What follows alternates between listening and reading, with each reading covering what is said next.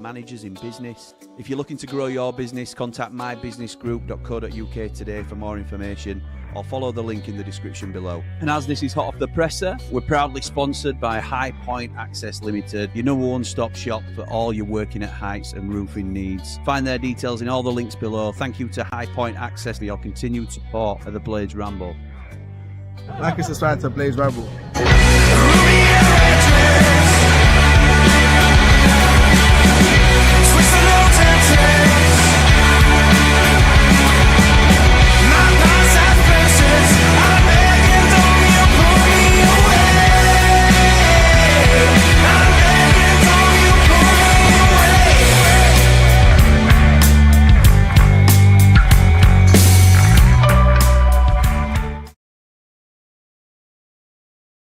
Ramble. I am, of course, Jimmy, and this is your hot off the presser news conference, feedback, fallout session, whatever we want to call it, really.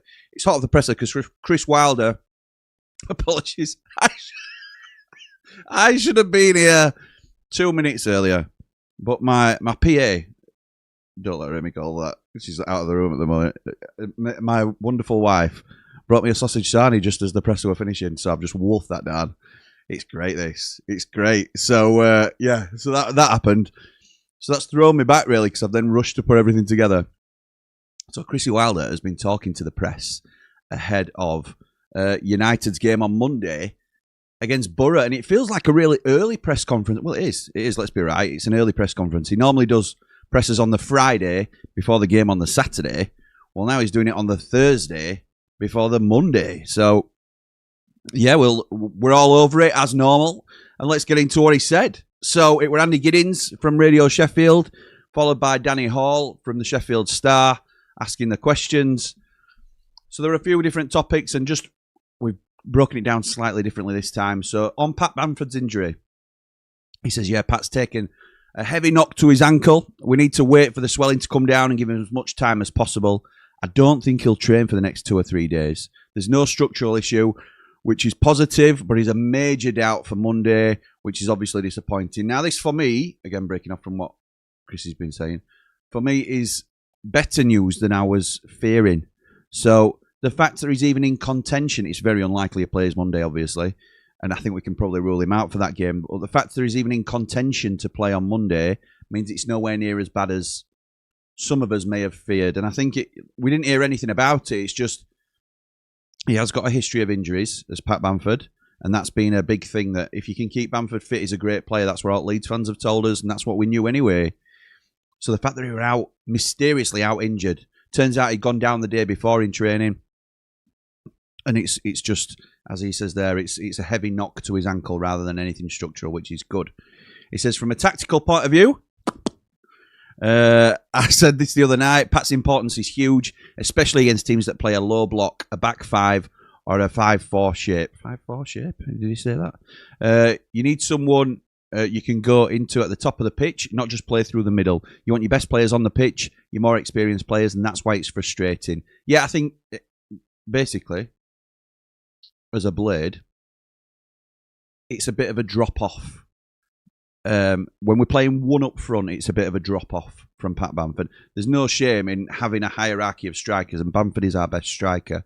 So I agree. He's saying what we're thinking, really. I think a lot of us, Cannon on his own up top, he works very hard, and he's in the team on merit, but it's not quite the same impact. I think Cannon would probably say that. It doesn't work to his strengths as much as it does Pat's. Wilder says at this stage we're working on the basis that it could be 2 or 3 weeks, but we have to see how the inflammation settles. Then the physios can do their job. We've got big games coming up, and he's been integral to how we play, on and off the pitch. His stats, his contribution, and the team's form over the last 15 games since he's been involved has been outstanding. On Sam McCallum's injury, he says it's looking like the back end of the season, unfortunately, around 10 weeks.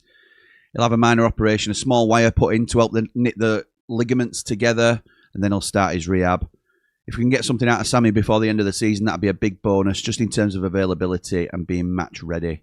Such a huge shame for Sam McCallum, who we're having certainly the best season I've known him to have. Obviously, we didn't watch him closely at Norwich or any of his previous clubs, but he was not fancied, I think it's fair to say, certainly for a starting berth, by most Sheffield United supporters, and that was on previous performances. That's not like it were a crazy outlandish thing to say or a harsh thing to say. Harrison Burrows was firmly the starting left back.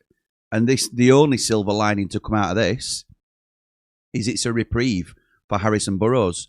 And I think he took that opportunity on Saturday. I thought he played Tuesday. On Tuesday, one of them, innit? He played really well, I thought, Harrison Burrows. So long may that continue in light of what is a really unfortunate situation for Sam McCallum. On Calvin Phillips and Joe Rothwell then, he says, Calvin hasn't played many minutes at all, and there's a big difference between training games and competitive football. He was involved in one of the cup games, but physically he looks okay. We've monitored him closely over the last 48 hours since he came in. We've had great feedback from Manchester City's medical and sports science departments, and we've got strong connections there. From a personality point of view, and from my relationship with him, everything has been positive. Do I think he'll start the next 2 or 3 games? Possibly not. But having him around the changing room, in the squad, on the bench, that's a huge lift. It sends a message to the group. Again, that makes complete sense. I don't quite believe him. And, after he's put Ollie Arblaster in the lineup, yes, it was forced. I'm not saying it were a bad decision or he shouldn't have done or anything like that. We all understand the reasons why Blaster was rushed back into the first team. I wouldn't put it against him to put Phillips in the team. And why would he tell us whether he's going to start? Why would he not try and send us down the wrong path? It's not trying to fool the fan base. It's kind of trying to keep the opposition guessing. So as much as he said he doesn't think he'll start the next 2 or 3 games, that's logical. That makes perfect sense. It's understandable. I don't rule out the fact that Calvin Phillips could start on Monday night. I think our January window has been pretty good. I'd say an 8.5 out of 10. That's high praise indeed from Chrissy. We lost Sam, moved quickly for Leo, which I thought looked solid the other night. After not being too much of a fan of his previously, and admittedly not seen a lot of him, it's probably just because he played for Leeds.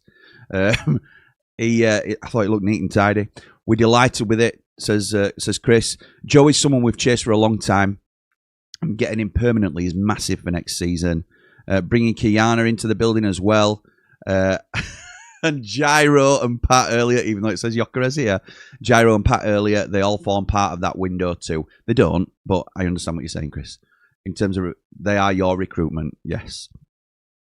On whether you missed anything in the window, I'm not going to tell you that, am I?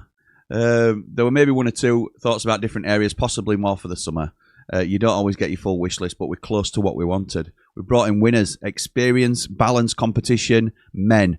That's affected the last 15 games. Gyro's affected the last 15 games. These aren't squad fillers. We've moved players out, brought quality in. Mike Allen and Jamie Hoyland, not Jamie O'Hara, ChatGPT.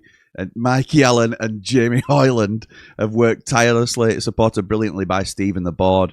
They trusted me, and that's what you want. We've also worked well with the data and the rehab side of things to ensure players return at the right time, which again leans towards Calvin probably not starting, but we'll see. On returning players and senior pros, he says, I think Riedeveld could be back at a push for Wednesday, as in Sheffield Wednesday. If not, then the week after. He's an experienced pro, looks after himself and gives himself the best chance to return quickly. We'd already sort of speculated on that. When he gives a rough estimate of a game, we can't hang our hat on that because that was... He said Sheffield Wednesday game last week, and things can always change in the rehab and the recovery and stuff like that. So you can only take it with a pinch of salt at the time. He says, what I've got around the group is good pros. Pat, Ben, Gyro, Calvin coming in, Joe Rothwell. I've spoken enough about the academy and how important it is, but you need culture setters and culture carriers, experienced players who young lads can learn from just by watching how they behave, how they prepare, how they train. That's vital. It certainly is. We've long been excited as Blades about the prospects we've got coming through, but we had a very young squad with a sprinkling of like experienced players like Ben Mee. But it's to bring in the pros that we have, Pat Bamford, Gyro, Joe Rothwell permanently. I think it's it's been great business in a lot of respects. On Bamford's absence and the responsibility on Cannon and Campbell, he says, absolutely the responsibility shifts, says Chris. Ty knows what he needs to work on. There's been a drop-off, but he has the ability to get back to where he was. His introduction the other night was positive. We needed to stretch the game, and he gave us that. That has to be his MO. He's one of the quickest players in the division. Is he going to repeatedly sprint every time? Maybe not, but he can finish and he can be physical. Tom's been part of the last 15 games too. I'd like him to get a few more goals, but I don't obsess over who scores. I obsess over winning games and chasing that winning feeling. Whether it's Ipswich at home or Oxford at home, that feeling is the same. That's what I want the players to feel. On Borough and the promotion race then, he says they're a strong side, their league position, their squad, they've been pushing for a while, and they're pushing again. People judge seasons in strange ways. Coventry had an unbelievable start. If those results were spread out, nobody'd say a word. But they're all, he says, everybody takes that start. Now they're struggling a little bit. There's a bit of pressure. Everybody takes that start. If it had been spread out, nobody would have been saying anything. Ipswich will be up there. Middlesbrough will be up there as well. For me, it's 2 from those 3. Ipswich, despite us turning them over, are one of the strongest groups. We're one of the best managers in the country. Experience down the stretch could be key. There's a third of the season left and a lot of points to play for. Yes, there is, Chris. On the Blades' last 15 games, then, over the last 15 games, we've taken 29 points. Maybe the first 6 weeks were our pre-season. We were repairing players physically, tactically, mentally. They were damaged psychologically. We've been competitive in almost every game, even when the results didn't go our way. Maybe early on we didn't turn losses into draws and draws into wins, but consistently, consistency has been there over the last 15 games. Chance creation, XG, for and against, all positive. He's always on to the next challenge. On the wider rebuild and mentality then, he says, when I look at the group I inherited, it needed work, tactically, physically and mentally. Technical players needed to be fit, tactically organised and mentally ready. We didn't have all 4 cornerstones in place. Trying to build that while playing games isn't easy. But we get in there. Supporters can see the direction. At home especially, we've had some fabulous results, and we'll need more of those. The signings we've made are winning footballers. That matters. I'm just looking for the bit that I really want to read out, and it's not there, but I think I'll mention it in this next bit here. On the impact of new signings, it says straight away the standards, the quality and the attitude lifts. None of them came with egos. If I see those lads walk through the door and think negatively, they won't survive here.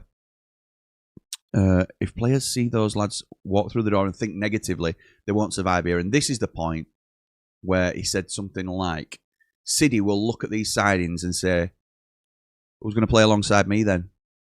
And that, as an attitude, he says, I want that attitude from my players. I want them to be competitive. I absolutely love that mentality, because City believes he's good enough to start over all these players coming in, over Gyro, over Calvin Phillips, over Joe Rothwell. He might not feel like he's the most complete player of them all, but certainly in the way he's playing, he's got the confidence to say, I deserve my starting spot. And it could cause friction if not managed properly, but it also provides really healthy competition. I remember when George Baldock, God rest his soul, was a fantastic player for us. Fantastic. And that's not looking back with rose-tinted glasses. I think some would say he's certainly the best modern-day right-back we've ever had. We've had in recent times. A large part of his high level will have been the fact he had Jayden Bogle behind him, pushing him and pushing him and pushing him. If you've got strong competition behind you, then you have to perform. You have to perform, and that's exactly what Wilder's saying here. He goes on to say, competition is healthy, it's game on.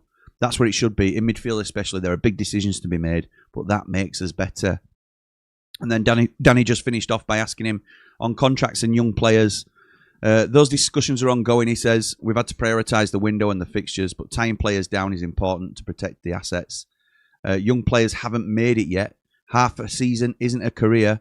Someone once told me you're not a player until you've played 250 games for Rothmans or something, whatever that means.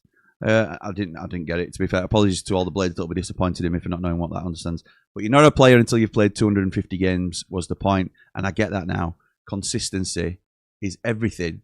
And that was Chrissy Wilder this morning in his presser. I loved it. As always, I loved it. He still seems very measured and balanced with what he's doing. He's not sort of letting the emotions get the better of him. He seems in control. I think he's really happy with some of the business that we've done. And why wouldn't you be? Why wouldn't you be? So let's have a look then, see what people are saying. I'm just messing it up there, as usual. Matt says, we'll catch up on this later. Well, thank you, pal. No problem. Whether you're here now or whether you're here later, it's much appreciated, pal. Batman Lou says, morning, mate. I love the bit about players coming through the door and City having the attitude of who's playing alongside me too. Me too, mate. That's how I want our players to be. It creates a winning mentality up the Ramble. Yeah, absolutely right. Dave Morwood says, I missed this presser. Any idea how I can catch up? Yes, you do, mate. Morning, by the way, Jimmy. Like and subscribe. Please, it makes sense. It certainly does make sense. Ian says, morning. It will be available on the website in a couple of hours, Dave. He was saying, can he catch up through the Ramble? He can catch up through the Ramble, Ian. Come on. Hope City gets 250 in the Rothmans for us. What does that even mean? What does that even mean? It's a closed book, innit? But better late than never again. Hey, Jimmy, says Matt. Look, I told you. I gave you the reasons. My wonderful wife brought me a sausage. She's here now. She's here now. Matt, do you want to come and say hello to everybody? No, she doesn't want to come and say hello to everybody, but I'm sure she wishes you all well. She brought me a sausage sarnie, so I was wolfing that down prior to coming live, which is why we're a couple of minutes late, that's all. Apologies for my tardiness, but I've now got a full tongue. Welcome to the Leeds United retirement home, says Vince. Oh, look, says you, with bloody Calvert-Lewin and Ethan Ampadu, and Jaden Bogle. Any more of ours you want? Any more of our rejects? Sorry, DCL, he's not a reject, I really like DCL. Hoping Rothwell plays alongside City on Monday. Jimmy, late again, must be breaking news. Andy, don't call me out on it, please. I think Rothwell's more likely to start than Phillips, just from this presser. Look, as I said when we were reading it out, I don't always buy into every. He says what we want him to hear, or he wants us to hear, and it's not to fool us. It's to keep the opposition guessing. I wouldn't be shocked at all if Calvin Phillips started on Monday, but taking everything into consideration in terms of his match fitness and stuff like that, I would guess that it's Rothwell and Siddy. I would guess that that's the way he goes. But again, the options are incredible now, aren't they?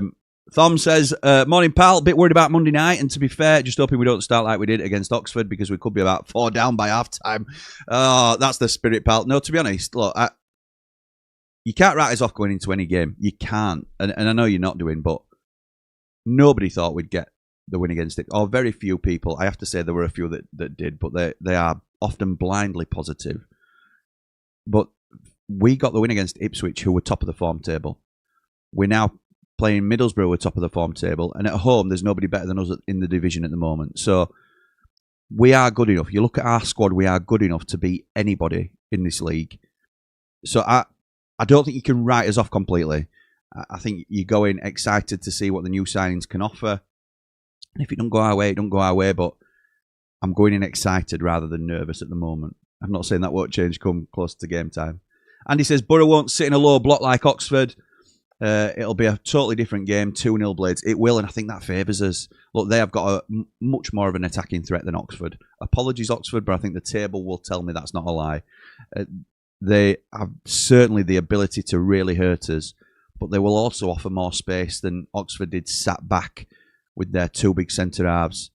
So I think there will be space for us to get into. It's such a shame that Bamford's not available, but does it play into Tom Cannon's hands, having space in behind as well? So we'll have to wait and see. We'll wait and see. Gaza says, morning, Jim. Why's all the kickoff times a minute past the hour this weekend? I believe it must be a minute's silence for something. Apologies, I'm not aware of what it is. I'd noticed that as well, but I can't remember. I can't think of a reason, and that may be me being completely naive. But must-win game on Monday, but I think it'll be a draw, and the Borough go on to win the league. Won't put it past Borough winning the league at all, but they're not getting 3 points at Bramall Lane. Come on, we can't let that happen. I know you're saying it'll be a draw, but we can't be the kickstart to them winning the league. Come on, United. Come on. Jack says, we can get something from this game, but the right United has to turn up. Ian says, Gaz, it's part of every minute counts. Oh, right, to get people to learn CPR. Interesting. Very good. Thank you, Ian. Appreciate that. As does Gaza, who says, thanks for enlightening me. Much appreciated. Matt says, morning, dude. Take a point and run on Monday. Take a point and run, would you? Said that against Ipswich and was pleasantly surprised this will be a bigger test. Let's go to mid-table over the next few and look at the playoffs when we're there. Yeah, look, a point against Borough is the form that they're on. You can't turn it down, and I think we probably all, or most of us, would take it if offered it now. But we can't afford any more slip-ups then, really, can we? We've still got Cov to play at home. Derby away on last game of the season. Could that be something that if we're still anywhere near, Derby will be in and around it too? Jack says, why have we brought these players in if they can't start and hit the ground running? A couple of losses, these will be a waste of money. Come on, Jack. You're supposed to be a positive blade. Gyro injury date keeps getting pushed back. Told you. He's out longer than he wants to let on, but I also wouldn't be surprised for them to be out longer. Oh, okay. Ian says, Jack, you should know Wilder by now. Wouldn't be surprised to see Bamford and KP start on Monday. Correct, Ian. Correct. That is a blade right there. Brand says, thought the end of the window was very good and much needed. The only gripe I have is missing out on getting a couple of wingers in. Missing out on Cleary and Mikey Johnston is a shame. I think that's bang on, Bran, but I think it's really greedy. I do, because if we'd have got those, how bloated does our squad need to be? You're right, though. Those are positions that we could have done with improving. Can you imagine bringing Gus off and putting Mikey Johnston on? Or Cleary. I think we only needed one, really, to push. But obviously, Andre Brooks needs decent backup. I think what they'll see is we haven't got the quality, but we have got quantity. So you have to sort of make peace with it somewhere in terms of Chong and Ogbenny. Ogbenny came on and scored, against Oxford. I know it's Oxford, but hopefully that goal gives him confidence, and we'll see where it goes. Hopefully they're too fit. They are the first two permanents through the door in the summer. Easy for me to say, but yes, I would like both of those players. To be honest, I would like both of those. Certainly for a championship side, I think they go really well at the levels. Johnston is proven at the level, I would say. Cleary, a really strong prospect. Morning, Cal. Mark Meldrew says, morning, pal. Please tell me you heard the very start when he came on. Flipping live and up. I didn't. Yeah, I did. I'm all right to say that, because I didn't broadcast it. So, yes, of course.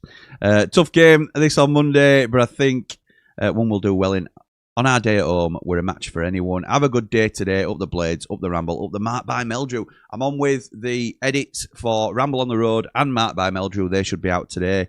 There you go. I'm putting pressure on myself now. And obviously, we'll get this downloaded as a podcast and get some shorts out and all sorts of stuff. So, yeah, keep him busy. Keep him busy before we're back with Countdown to kick off tomorrow night. Before it's Leeds Forest, isn't it, from R7 on Ramble FC. So, all sorts going off on the channels. Lax Luther says, Cooper reminded us last game why we really needed a backup keeper, at least for competition's sake. That's my only real gripe about our transfer window. I disagree slightly, but I am a bit of a Cooper boy, as you know. I love Michael Cooper. I don't think... I wouldn't rather have... if you bring in a backup goalkeeper, like a Sam Tickle, for example, who's going to be direct competition, you wouldn't drop Cooper after one error like that and bring Sam Tickle in. I think Cooper is the standout number one for us. I'd just like a stronger backup in case Cooper gets injured or something like that. Or his form just drops off a cliff completely. But I think we stick with him. I think over the last few games he's got considerably better. One error doesn't ruin a comeback story for me. So we'll wait and see how he gets on. Elliot says, gutted it looks like Bamford is out for Monday, but a massive chance for someone to step up to it. Yeah, I agree. I think that's fair. Should have signed Piru for 25 million, says Geno, the Leeds fan. 25 million. We signed every other Leeds player. How is Bogle and Ampadu and DCL getting on? I see Jamal Baptiste is getting some very good reviews at Rotherham, says Gazette. Yes, he is. Yeah, he's playing well there, so we'll wait and see what happens. It says, my bad, it's early. Morning, mate, says Statman Jack. Surprised they've done the presser on a Thursday for a Monday night game. Me too. It caught me off guard. Shout out to Jamie Dumpling, who let us know that it was on this morning. He posted it last night, so we're able to prepare for it. Normally close to the game. Must be busy working hard before over before Monday. 3 goals for us again, surely up the blades. Up the blades, not the borough. Up the blades, up the Ramble. Top man, Jack. 3 goals, I'd take that. I would take that. David says, Borough fan here. Going to Bramall Lane on Monday. I haven't seen us win away in 20 games, but recovering from surgery yesterday. This channel and proper football getting me through recovery. Keep it up, Jim. Thank you, my mate. I appreciate that. Look, I certainly, first and foremost, wish you all the best with your recovery. I do hope it stretches to 21 games, if I'm honest. But from there, I wish you all the best. Good club. And yeah, wouldn't be upset to see you make it this season.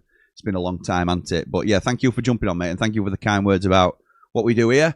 And also Proper Football as well. If you're not already, please subscribe to Proper Football. With myself, Cal Fowler, and Connor McGilligan. Doesn't City have 5 yellow cards now, says Abby? Yeah, but we passed the point of 5 yellow cards. I think we're up to 10. And it won't be long before it's 15 before you get a ban, to be honest, Abs. So we'll wait and see. That deadline is gone, Abby says here, so no need to worry.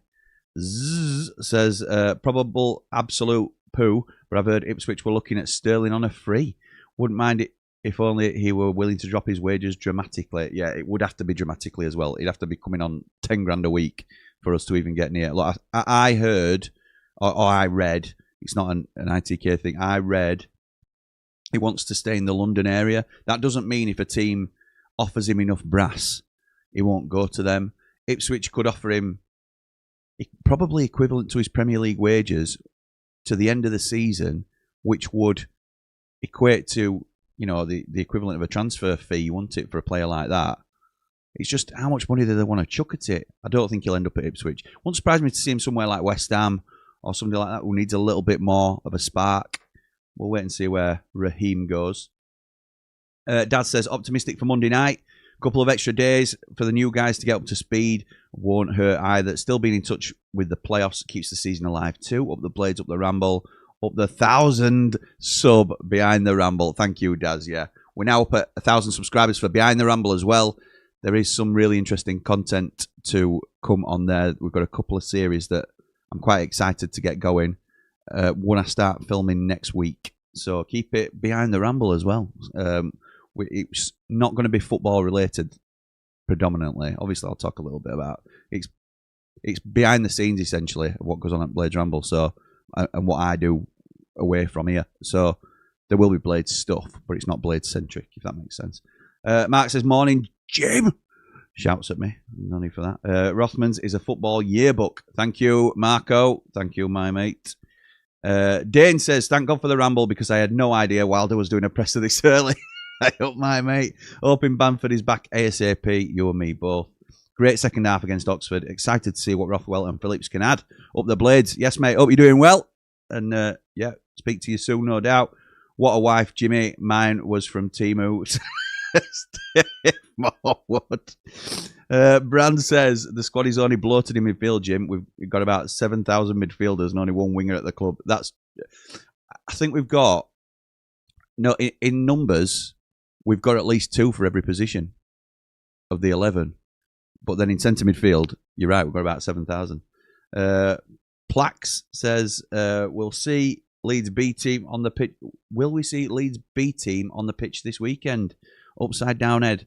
I would let the blood come back into your head. We don't play till Monday, pal. So, no, you won't.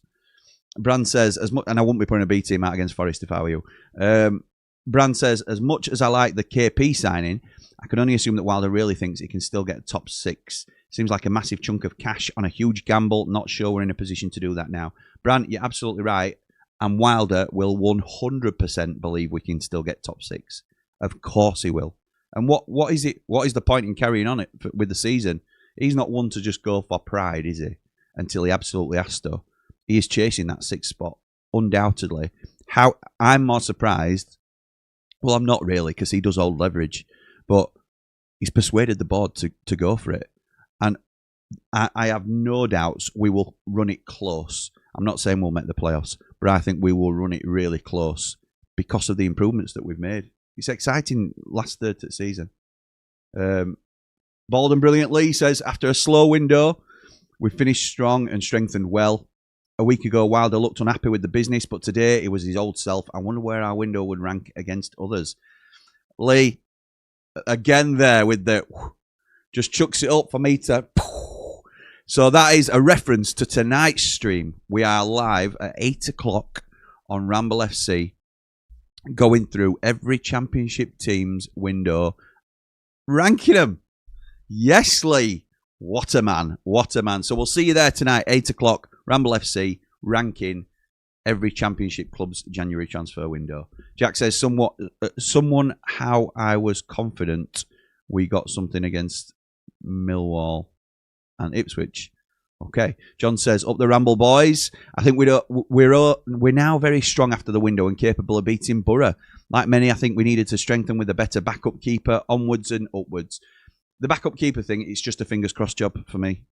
Same with, to be honest, we were before the Oxford game, we're driving to the game, my dad and Aunt Sal, and my dad's saying, it's all right having all these players in different positions and backups and stuff. And obviously, we're all delighted with the depth now in centre midfield. But he says all it takes is an injury to Patrick Bamford, which ironically happened, and we go a level down. And that's no, it's not a direct dig at any of our other strikers. But we've already mentioned Tom Cannon can't do the same job as a 9, a sole single 9 as Bamford can. And Campbell's been bang out of form all season. So even though he's probably the closest to the same profile, he can't do that job at the moment effectively. It's a step down no matter which way you look at it. And you can also say the same about a keeper. So Cooper, I think, is a really strong goalkeeper in this league. Form is temporary, class is permanent, and I think he's a class goalkeeper. He will make the odd mistake, or he has made the odd mistake this season. But it's only we are crossing our fingers that he stays fit. That is the thing. We've seen what happened with the left-back situation. We had 2 decent left-backs. Could say 2 good left-backs. You could say whatever your opinions on them. We're now able to slot Harrison Burrows in there. And thankfully, we brought Hjelde in. Didn't need to. Well, we did need to. But it's we were fortunate that we had somebody of an equivalent quality level in Burrows to come in and step in for McCallum.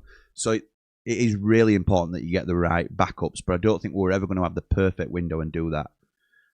Ray says, morning. I'm also a late riser, Jim. I missed the start, but we'll catch up later. Up the blades, up all the rambles, like and subscribe. Thank you, mate. Ian says, happy birthday, Billy Sharp. 40 today. What a legend. Up the blades, up the ramble. Come on, you red and white wizards. Yeah, Billy, absolutely.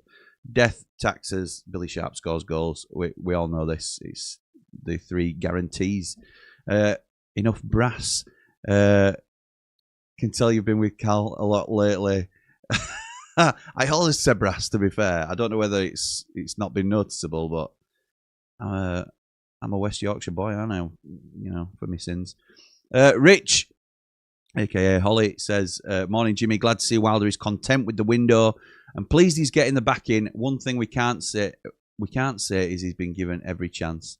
Or we can say he's been given every chance. Up the blades, up all the rambles from Holly, a.k.a. Rich. Thank you, my mate. Great window, says Ray. So that means great competition for places. Don't you just love City? That's the attitude you need, full of confidence, and he's bang on. That's the qualities that we need. Yeah, he is. I agree, Ray. I love it. I love it. Plax says, truthfully, though, I'm cheering you guys on for a playoff charge. Thank you, my mate. Thank you. Yeah, and I think you'll get out of it as well, if I'm honest. It's that mutual respect between Leeds and Sheffield United that I still can't get my head around. We'll get Mikey once they go down, says Jack. Look, Mikey Johnston will be a hot property in the Championship next season. So it's no guarantee he comes to Sheffield United. Whether West Brom go up or stay up or go down. Oxford was the only team Ogbenny is done out against. He's been out for ages, Jack, and it's what more can he do than come on and score? So I think a little bit harsh. To be honest, says Ray, I think realistically it will still be in the Championship next season. I'm already looking forward to it. I just hope our owners don't make the same mistake again. They certainly won't. Certainly not initially, unless we have a terrible start. I think they know what they've done. Thom says, thoughts on the fact there's now a realistic chance we can relegate them lot at the Lane, Jim. I hope we do it and score about 6 past them. I think give it another game till we can like mathematically properly work it out. Because at the minute it's something like if West Brom or Blackburn get 1 more point, either of them get 1 more point, and they lose the next 2, we can relegate them. It seems a little bit too convoluted at the minute for me. So let's get 1 more game on and see if it's still possible. And if it is still possible, time to get excited. Daz says, we had a few games where it was obvious the quality of the backup team was well below the first 11. You and the 3 MBs have discussed that before. Do you think the gap is now closer after the window? I do in certain positions. Yeah, I do. I still think it's quantity over quality in other positions, Daz. It's a good conversation topic, to be fair, one we could probably revisit. Brand says, I can see us signing Leo Hjelde permanently in the summer. Even after his short cameo on Tuesday night, he really seems like a Wilder type of player. He does, doesn't he? He does. I think particularly we might look at him if there's interest in Burrows, or even if we consider him a left centre half as well. Maybe he replaces Ben Mee in the squad. I think it's a smart one to look at because he's only a young lad as well. Jack says, it is Ash, but hopefully it opens the gates for him. Yeah, absolutely right, pal. Absolutely right, he does. So that's it. That's your Wilder press conference, hot off the presser. A little bit earlier than usual for him, but we react as soon as he goes, don't we? So thank you to everybody that's jumped in the comments and joined me today. We will be back tonight, as I say, on Ramble FC to look at every championship team's January transfer window, and we'll be grading them against each other.